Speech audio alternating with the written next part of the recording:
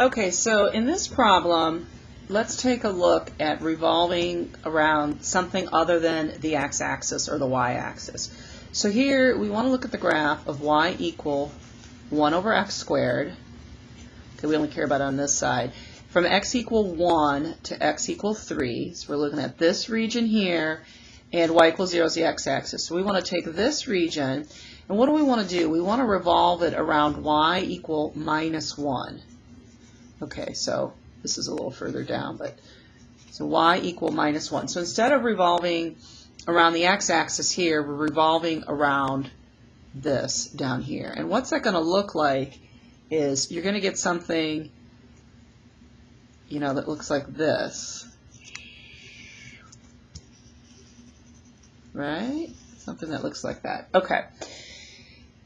So when we go to calculate our radius here, if we take this whole thing, we're getting too much stuff, right? Because we want to be able to subtract off this radius here. So the way I like to think about it is you have an outer radius and an inner radius, right? Because I should have drawn a disk here. If you draw a disk on the inside, you have this radius and then this smaller one you're taking out.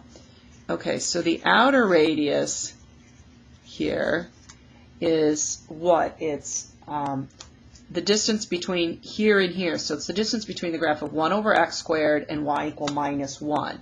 So it's 1 over x squared minus a minus 1, which of course is 1 over x squared plus 1. Okay, so that's the outer radius. And then we have this inner radius piece, which is what?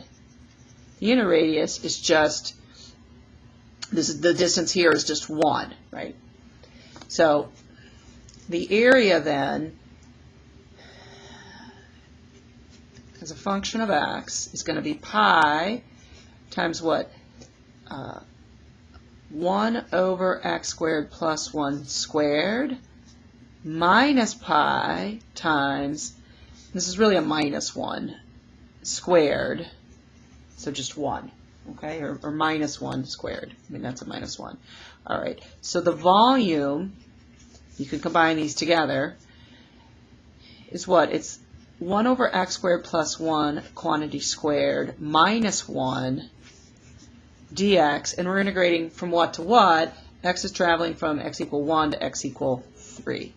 Okay, and that's how you set it up. I'm not going to solve these now. I'm just going to set them up because at this point these are very easy integrals to solve. So I'm going to leave it at that, and if you have any questions on this, you can certainly ask me in class, but I encourage you to just finish this on your own.